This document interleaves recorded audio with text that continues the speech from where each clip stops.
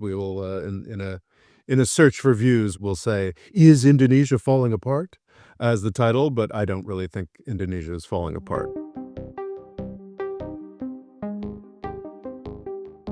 Hello and welcome to the More Freedom Foundation podcast. I'm Murray, in charge of podcasting, and in charge of politics is Robert Morris. How are you this time? I'm great, Rory. I'm in northern Michigan. I'm about to go.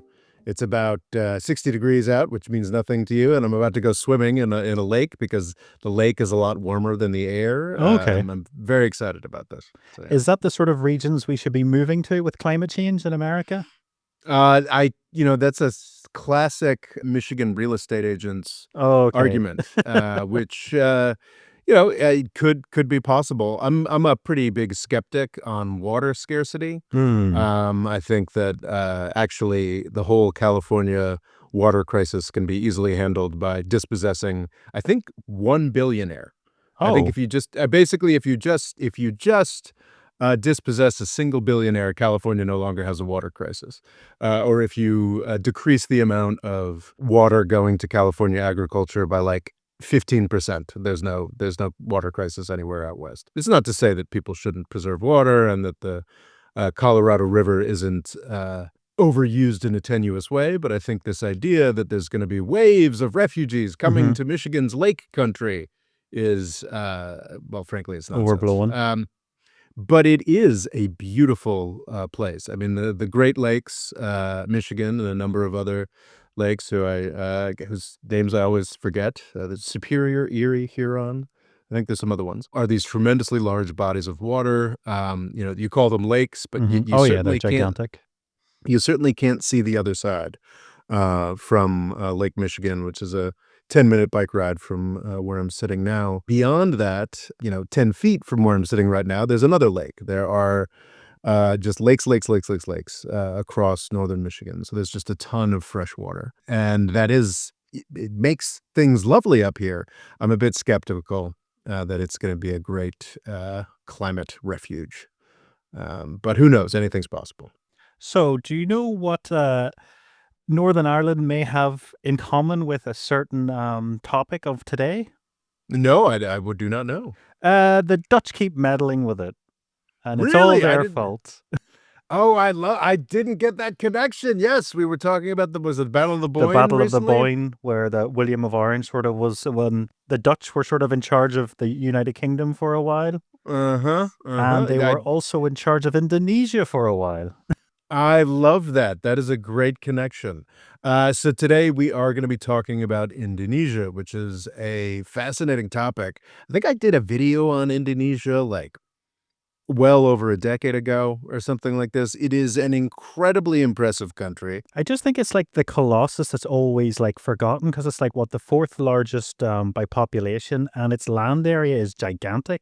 Like its area is wider than Australia, which is what's similar to the mainland America and China. I like that, the forgotten Colossus. I was listening to this audiobook this morning, and it was something like the distance from one end of Indonesia to another is like the distance between New York City and Lima, Peru, or the distance between London and Tehran or something it's like that. gigantic. It is a huge, enormous country. Obviously, a lot of that is islands. Nobody can really agree on how many islands make up Indonesia. There's a lot. Yeah, the current estimate is somewhere around 18,000 separate islands. Of course, with the largest islands, Borneo, Sumatra, Java, Sulawesi, I think Papua. Sulawesi is my favorite island because it's just so unusual. It is very strange looking. Mhm. Are you referring to just its footprint? Or Yeah, its footprint is it's like no other island on Earth. Yeah, the audiobook this morning was talking about how it had sort of been twisted by Okay. tectonic forces or something like that to look quite And it's interesting. also kind of the superstar of another famous book, Guns, Germs, and Steel. Ah, Well, they talk about Papua New Guinea mostly in it, and it also covers Papua. well, Jared Diamond, the writer of that book, I think his initial area of expertise was Languages? it Indonesia or was it Papua New Guinea? Or regardless, it was life on that Mhm. archipelago. He's famous for talking about how much smarter the Papuans are than us Western folks who think we're so modern or what have you. But yeah, Guns, Germs, and Steel is a great book to check out. A famous bit of theorizing. So Indonesia is this just massively important place, 283 million people, 1.4 trillion dollar GDP. There are not a lot of countries in the trillion-dollar club. It is the 16th or 17th largest economy in the world, depending on who you go to for the measure. You know, there's also the purchasing power parity measure, which is the one by which China is already a much larger economy than the United States. According to that measure, it's the sixth or seventh largest economy in the world. This is a really important place on any measure. It is the fourth most populous country in the world, and nobody ever talks about it. Yes. It just falls through the cracks entirely, and I have some theories about that. I think it's first off, it is not an English-speaking country. It was not colonized, And it's not Poland either. and it's not Poland either. I think they have the same flag. Really? They have similar flags? I didn't realize that. Or sorry, I think is it Poland's white on the top and red on the bottom? I did not realize that. And Oh. Indonesia's red at the top and white at the So bottom. so you can flip them and they're similar. I did not realize that. So it was not colonized by a British country, and unlike the really famously atrocious post-colonial fights in Algeria and Vietnam. You know, everybody's heard of Algeria and Vietnam because France screwed that up so terribly. There was actually a large post-World War II independence fight in Indonesia against the Dutch, but it had the good fortune to end in the 1940s. It did not wear on into the sort of high Cold War era. It did not become a decades-long nightmare story. So it just sort of flew under the radar. I have a number of Dutch friends, and I like to rag them about it a bit because in their Indonesian colonization was pretty brutal. It was pretty Mhm. awful. So was their attempt to hold on to it. And lots of the Dutch East India Company's atrocities were happening there. Yes. Yep, indeed. And it's a truly, because in part, because nobody ever really thinks about Indonesia, the Netherlands kinda get a pass, on their particular atrocities. I guess we'll go back to sort of the era of, colonization, but just briefly, the reason we're talking about Indonesia today is, and perhaps we will, in a search for views, we'll say, "Is Indonesia falling apart?" as the title, but I don't really think Indonesia is falling apart. Okay, because it's sort of the lazy theory would because it's so massive and it encompasses so many different islands that some of those islands will get more independence when Indonesia will kind of shrink back to sort of the heartlands. Well, that's the incredible mystifying thing about Indonesia is that it has hung together, and it has hung together through a fair bit of pretty nasty repression, Yeah, but also in this century specifically through an interesting process of democratic devolution. They have a sort of distributed democracy that seems to be, thanks to I think some decent economic management and a lot of economic growth, seems to be hanging together fairly well. But I mean, who's to say how much longer that's going to last? This is all seems like it should be very tenuous, all these islands, all these areas, but it has held together. We should try to go back into history and look for reasons why that might be the case. I think preliminarily, is that a word? Important thing that I think might get a little neglected with that theory that, oh, it should all fall apart, is that a lot of the population is concentrated. I think something like half the population is on Java yeah. alone, and while there absolutely are larger, more sophisticated concentrations of, folks that have a bad relationship, with the headquarters in Java, like Aceh comes. Particularly in Papua, because I think there's basically like a war going on there against the Indonesian government. Well, Papua is an interesting thing where it is you're absolutely right. There is a less, but it is not, I believe it is a much less populated I region, think it's and it also just is incredibly harsh, the highlands. It's highlands and jungles, and the populations are also very disparate to each other within Papua, so it's a exactly. very remote, harsh environment. And it's very impoverished, which of course imposes Yeah. difficulties for the Indonesian center trying to impose power, but it also imposes difficulties for any Papuan group that's going to And attempt I to think assert racially itself. they're different. They're more kind of like Aborigine sort of race.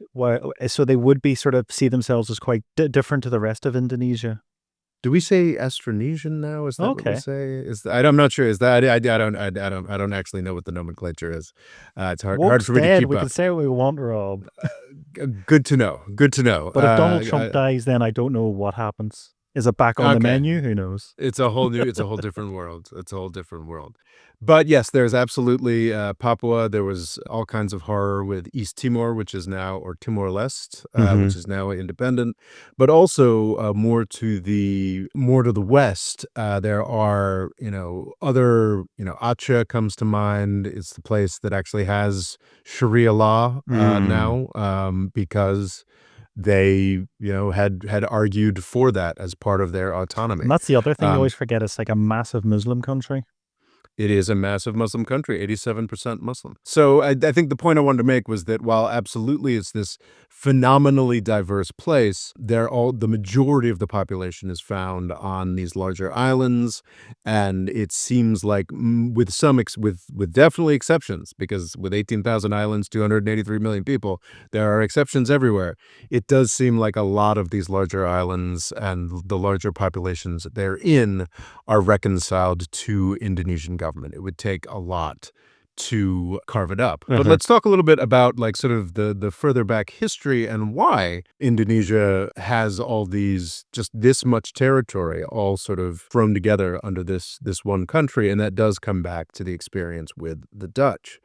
One of the most interesting aspects of the way that the Dutch East India Company and the British East India Company were set up in the 1600s is that initially the British and the East India Company were the huge losers. India, going and trading in India for cloth and stuff, for textiles, which eventually became enormously important, was actually not where the party was in the 1600s. That was kind of a lame leftovers thing because the East India Company specifically, and the British traders more broadly, had been chased out of what they really wanted, which was access to these sort of spice islands in Indonesia. And the Dutch, there's really just famous atrocities that the Dutch committed against English traders to keep them out Hmm. of Indonesia. So the East India Company initially, before the British won a couple rather large wars against the Dutch in the later 1600s, was sort of kept out of that area, and I think for some time thereafter. So initially, the spice trade that I think the Portuguese cultivated initially, and then the Dutch managed to sideline the Portuguese, was something that the British very much wanted and very much did not get until later on into sort of like the French Revolutionary and Napoleonic eras when the Netherlands was, I think, entirely conquered by Napoleon, and then you sort of get the British setting themselves up in what was then called Malaya and now modern day Malaysia. And that's sort of it oversimplifies it a bit, but I think it's fair to say that the division between Malaysia and Indonesia on this sort of vast archipelago in Southeast Asia is sort of the British chunk and then the Dutch chunk. Okay. My understanding is that the Dutch exploitation of Indonesia was pretty hard-nosed commercial for longer than it was for the British.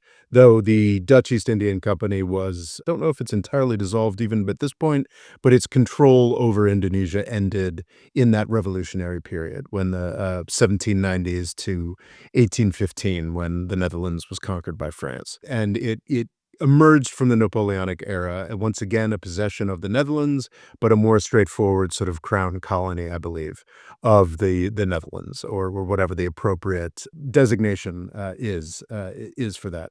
Interesting, that didn't happen in India until the 1850s. It was still run by a some semi commercial East India Company into the 1850s, whereas at the beginning of the 19th century, it was run by the Dutch government. But it seems that even when it was being run by the Dutch government, their primary interests were commercial, and it was only in the later 1800s and the early 20th century when the Dutch sort of really got a little more interested in, oh, the territory they hold. And it's that sort of, I think they call it is it the second imperial area, or the era of sort of high imperialism in the later 1800s, early 1900s, leading to World War One.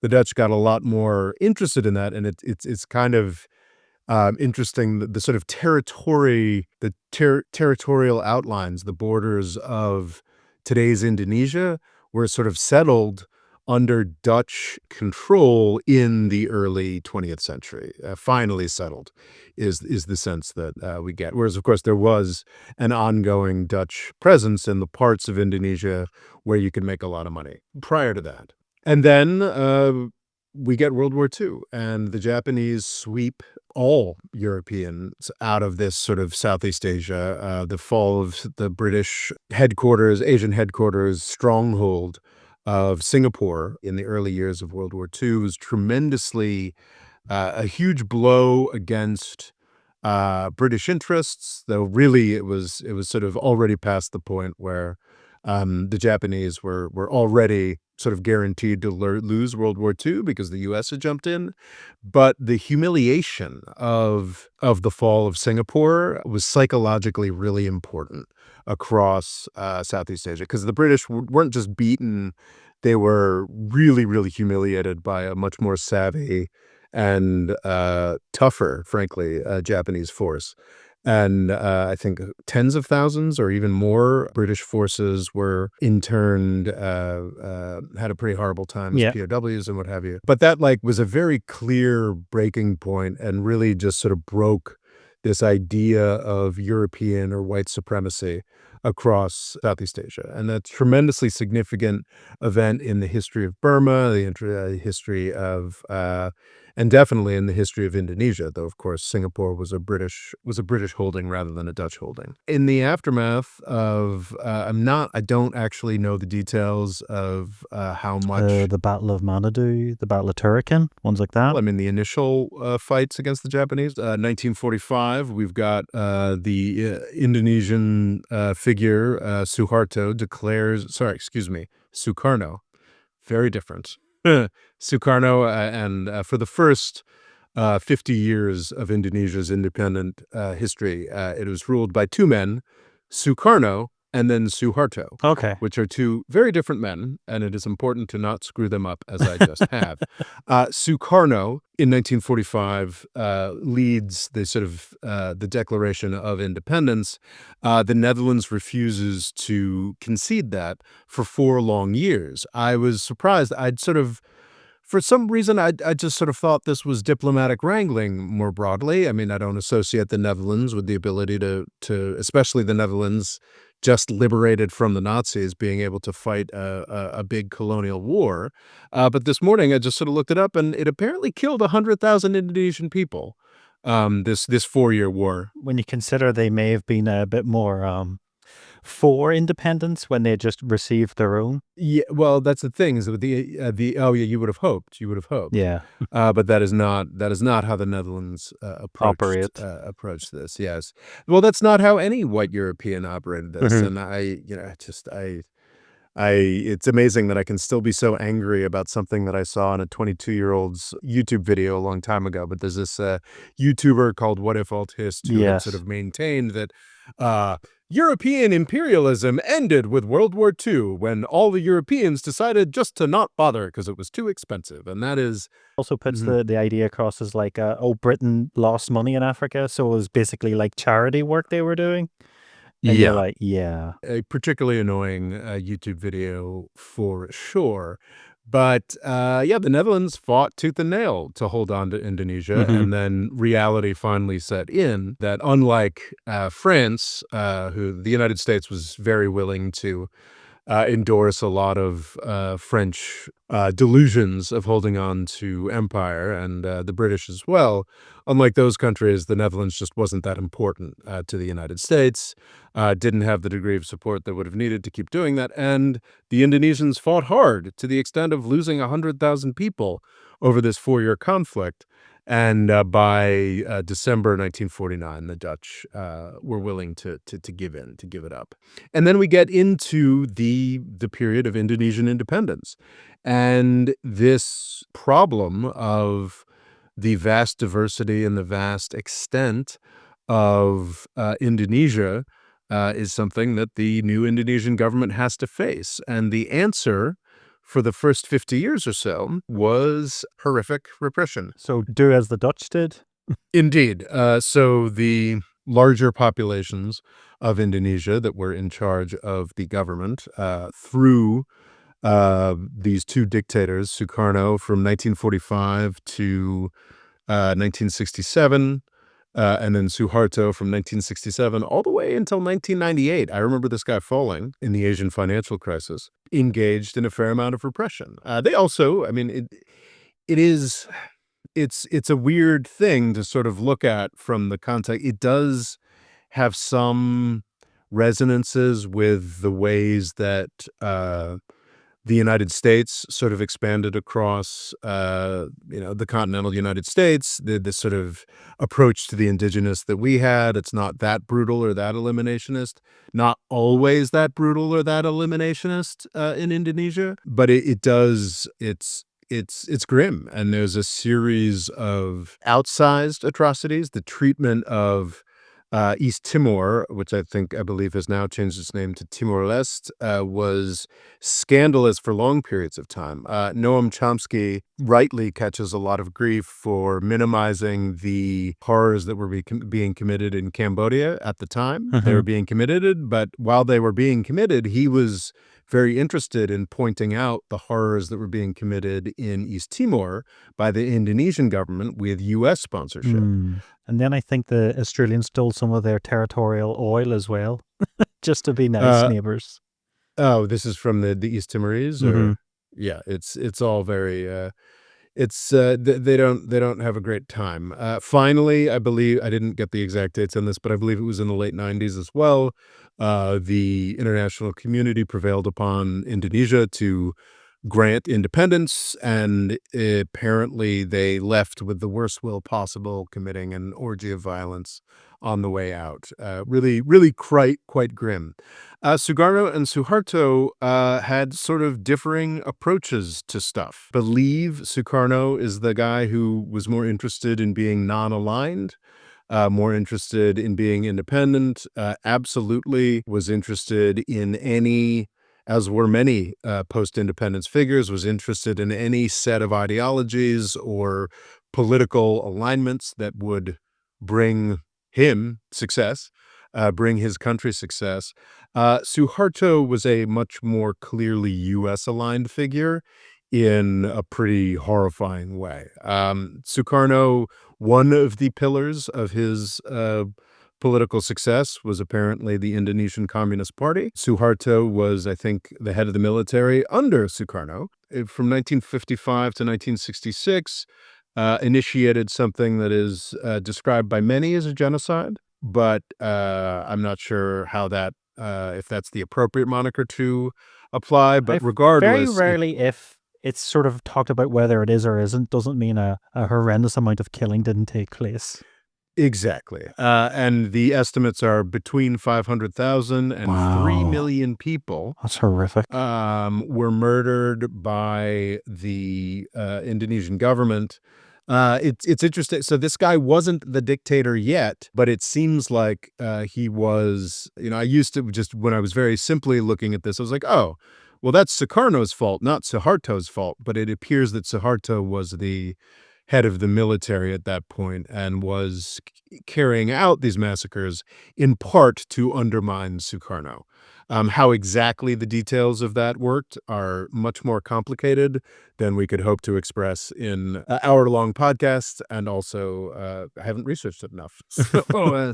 So we will gloss over, but we can't do a I mean, it's a fraught thing that's worth pointing to. I see Indonesia as a great success. I see it as a almost miraculous success that it has not fallen into disarray or broader problems. This level of repression is part of that success story, and that's something that must be reckoned with. Obviously, were I in a position of power in the United States, I would have done everything I could to stop this incredible atrocity in the 1960s.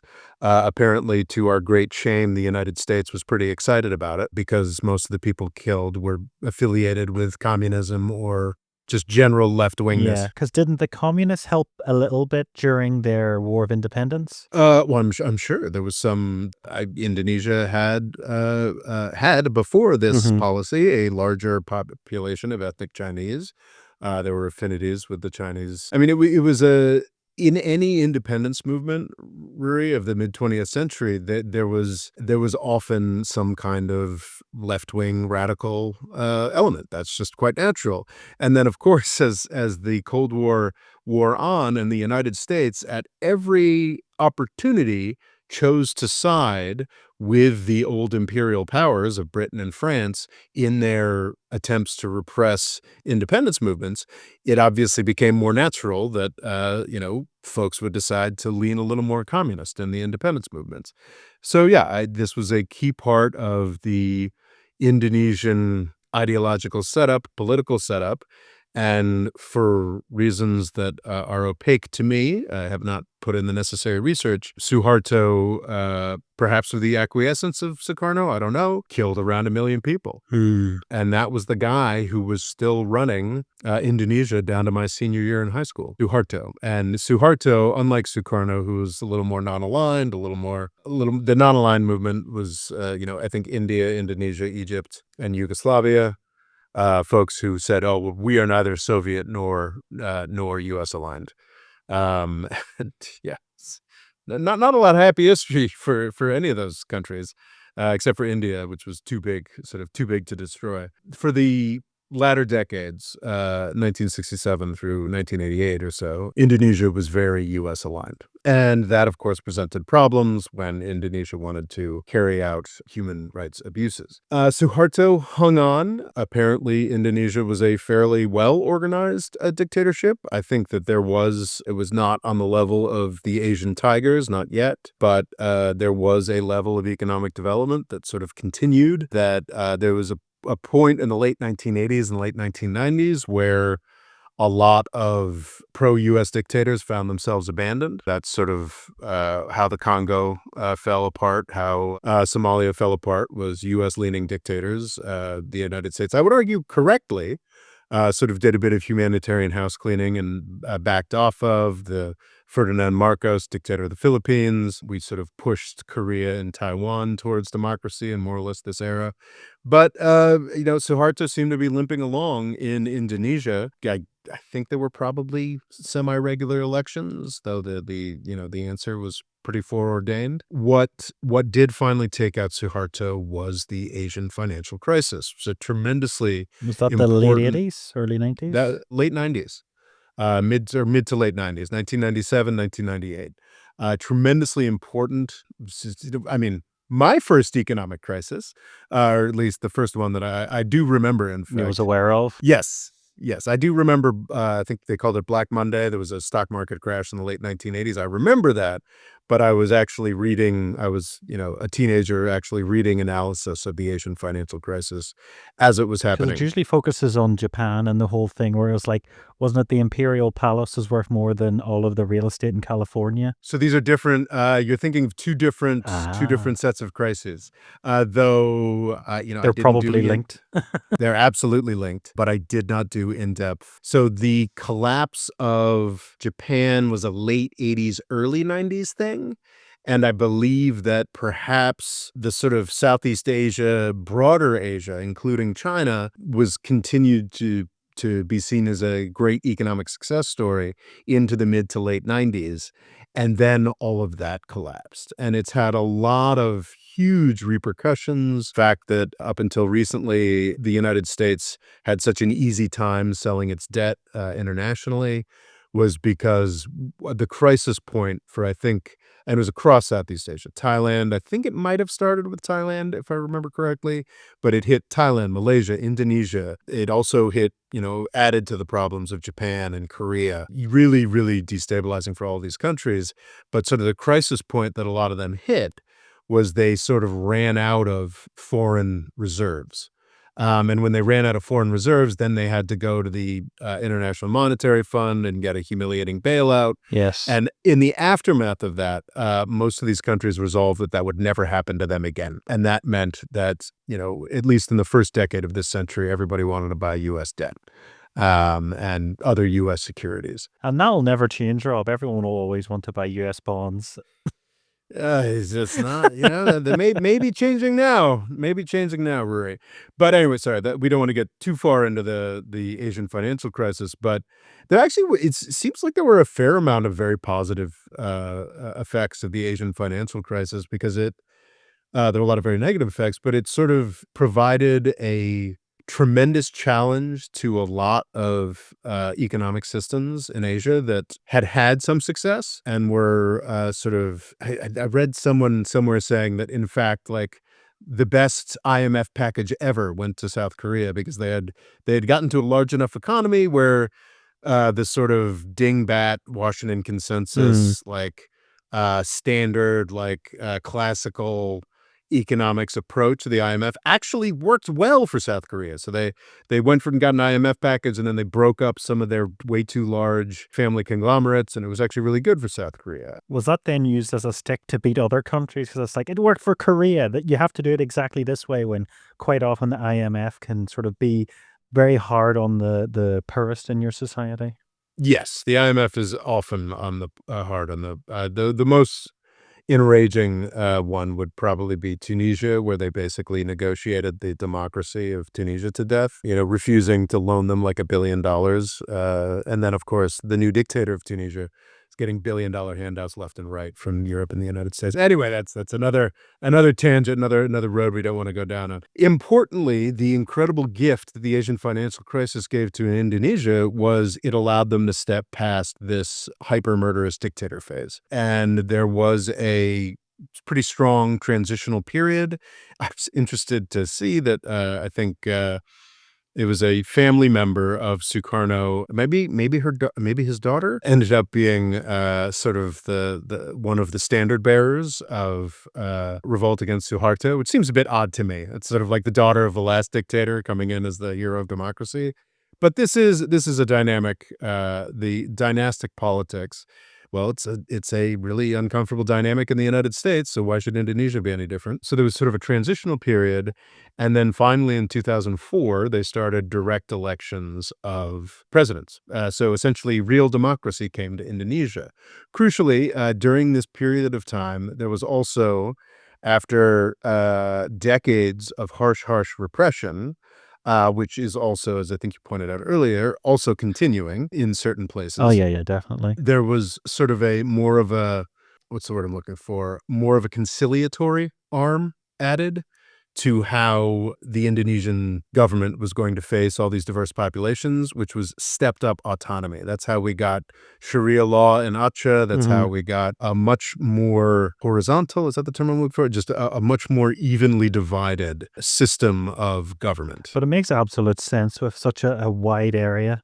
Exactly. And it's widely Mhm. applauded and seems to have been largely successful, in part because it's been a very, with, of course, huge hiccups, the Asian financial crisis, the 2008 crisis. It's been a largely successful couple decades for the Indonesian economy. Initially, but the sort of the first democratic president of Indonesia was sort of like a baby step. For the first 10 years, from 2004 to 2014, a military figure was the popularly elected president of That's good. That it Indonesia. can be quite common because they're high up in government and they tend to know the country well. They're a bit tasty. Mhm.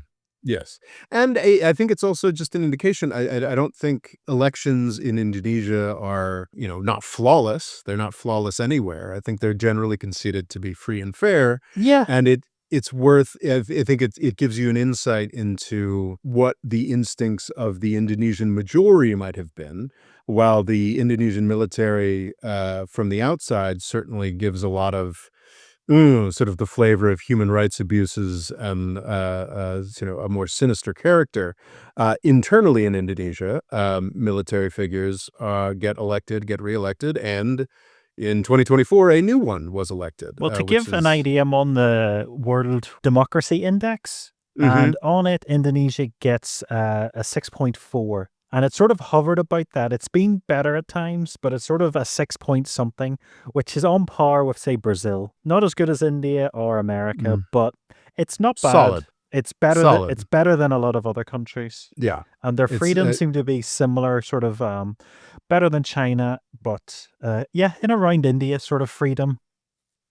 And so what's going on right now, like I think why we're seeing protests, is that we might be seeing a little bit of backsliding, or perhaps just like the end of what looked like a happier story. That happier story, I think, gets its start in 2014 or earlier, if you want to track his career back with Joko Widodo.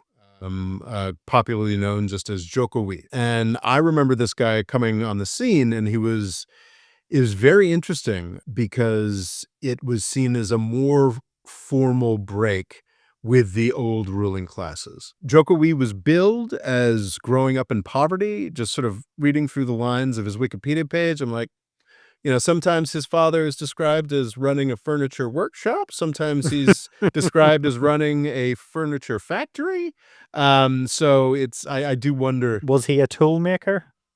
well, was he a tool? Well, I mean, was he so in running? I think Jokowi was always keen to describe himself as someone who had come from lower economic echelons, and I think that that's probably a bit exaggerated. But I think it is true to say that he was outside of sort of the charmed class of military-oriented power, and I think that is very true. So whether he was truly a hardscrabble, coming from the slums. So a bit like Mundani, like he was from a comfortable background, but not the Well, I'd easiest. say significantly less elite than Mamdani, actually.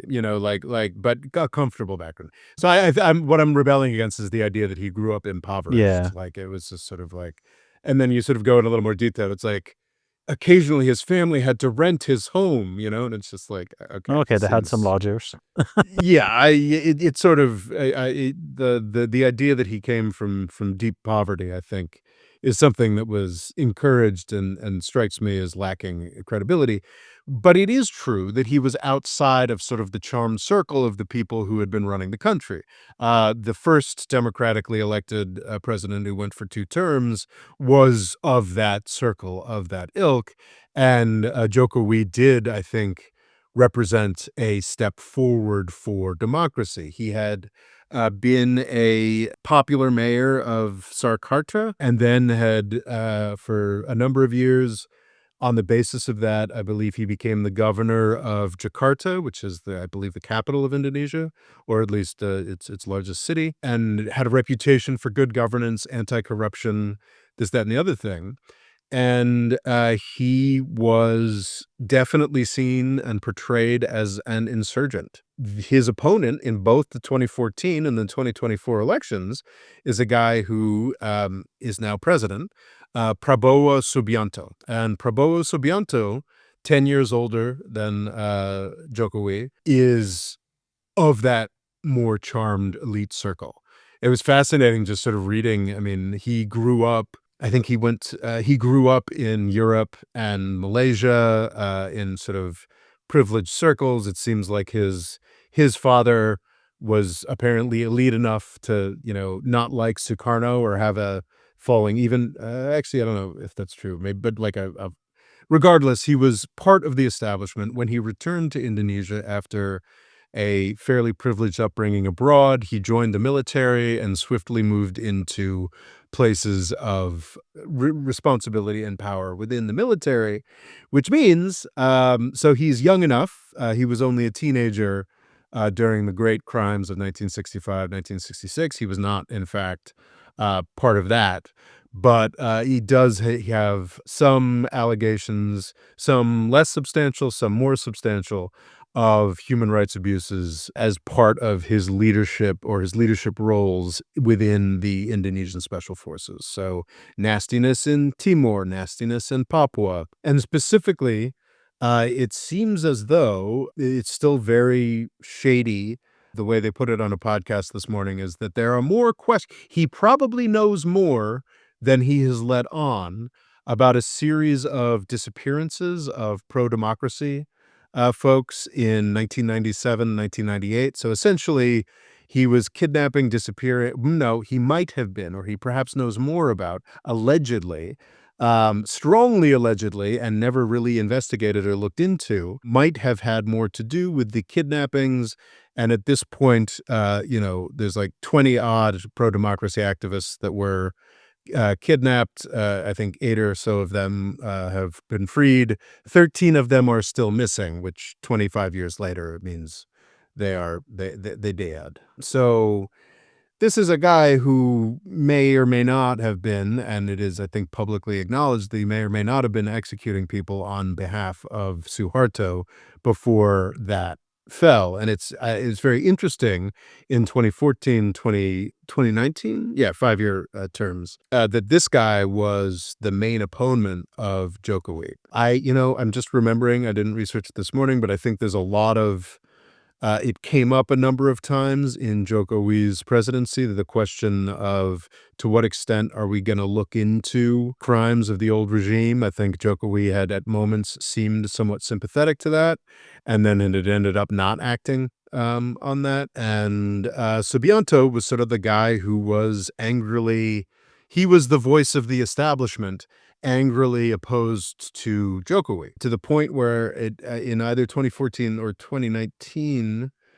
he actually was disputing the results and attempting to sort of overthrow these democratic results. I think this was a narrative I was familiar with, and it's very straightforwardly like, obviously, Jokowi's the good guy, here, and I think quite clearly was. It is interesting the way that this is all shaken out, because Prabowo Subianto is now the democratically elected in an election with a lot of real questions around it, but not any. I think you'd mention that their democracy stuff sort of goes up and down. It Yeah. was probably higher before this election, but Yeah, it's it's a not, bit lower than it was, say, 10 years ago. exactly. So this 2024 election, and he won but nobody disputes that he won a surprising and impressive landslide, because this old guy of the establishment, who was the great opponent of Jokowi, won the election in 2024 with Jokowi's ringing endorsement. In fact, his vice president is Jokowi's son. Okay. So it's kind of it's rather sad, as somebody who remembers reading these stories of Jokowi against the establishment.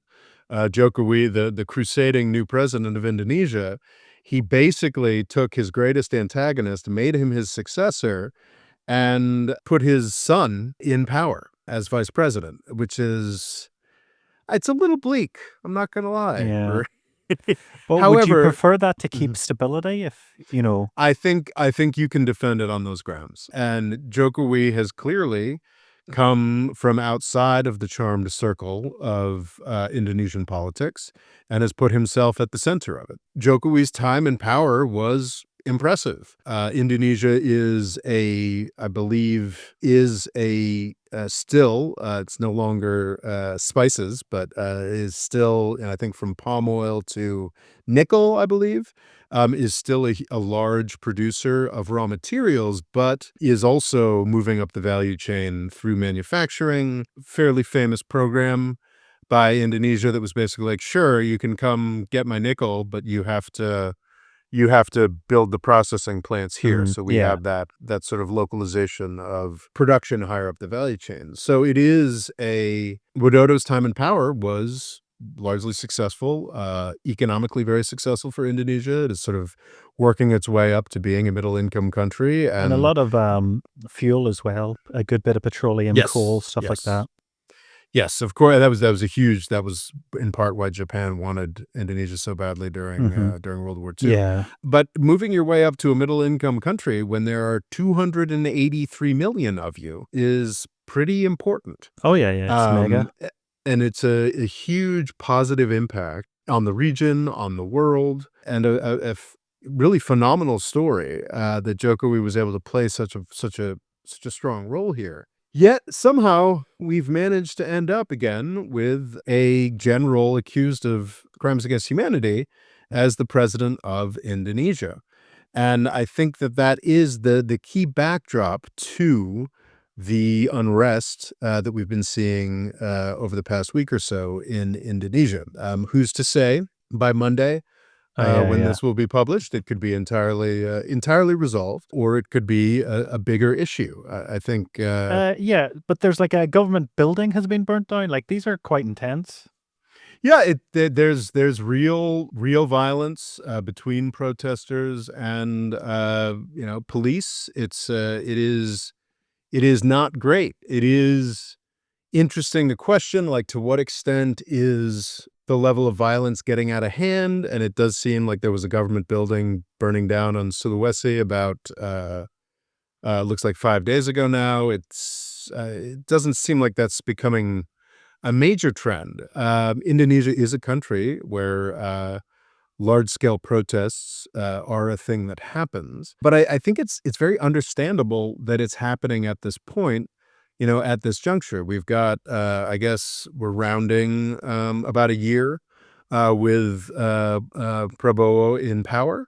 Prabowo Subianto in power, and, it seems like people are getting a sense, as this often happens, after a period of breakneck growth, that that growth hasn't really been particularly evenly Because distributed. well, one of the main things is the amount of money the government's getting for houses for their own housing is something like 10 times more than the average wage in the country. Like a lot of certain elites seem to be getting a lot of this money, while a lot of normal people are being forgotten. So, yeah, I think it's the parliamentary figures get a housing allowance that is 10 times higher than the monthly minimum wage. They get a monthly, housing allowance And 20 times more than in poorer regions. yeah, and that's So that's that's just for your gaff. yeah, and that is, not making people happy, and, it appears that one of the protesters was killed. An armored vehicle, I think, and it was Yes. filmed, so it kind of went mad on the internet. A 21-year Yes. old delivery driver. Yes, and this guy has sort of become an icon of the uprising, and it's all very sad, but it's all also not particularly surprising Hmm. in a context of rampaging economic growth that may be slowing down a little bit, and you've got this guy who's just this avatar of the establishment. Cost of living going up, taxes are going up, but also just the whole world's not doing great. Like, is there a Yeah. country that's doing well? Because you keep hearing, oh, the UK is doing this and America's doing that and Japan's future isn't great and India's not. And it's like, who is? Nobody's doing well. Well, before Trump got elected, the US economy was doing pretty well. So there's Yeah, that. but you can just get a guy that says the numbers are good. Rob, that's all you need. True enough, true enough. That'll resolve everything. But it's just not surprising. Something that really struck me was just, when Widodo became president in 2014, he was 53 years old. It's That's, getting up there. young. That's young and vibrant. Prabowo Subianto is 10 years older than Widodo and is elected 10 years later, so he's like 73. He's the oldest guy in Indonesian history starting a presidential term, and I believe he can run for a second term, so he could it's just sort of certainly Indonesia is, yeah, I guess it would almost be a cliche or a stereotype to say that they are not as youth obsessed as, say, Western cultures are. But yeah, I mean, you're basically, you had a young, vital guy who represented a lot of progress. You've put this old elite guy in who was apparently, running as a, sort of a grandfatherly figure, And it becomes a lot easier to blame lack of economic progress on a figure like this. So, yeah, I mean, who's to say what will happen with these protests? I hope that they are resolved quickly and Peacefully. and peacefully, and that Indonesia continues its upward rise.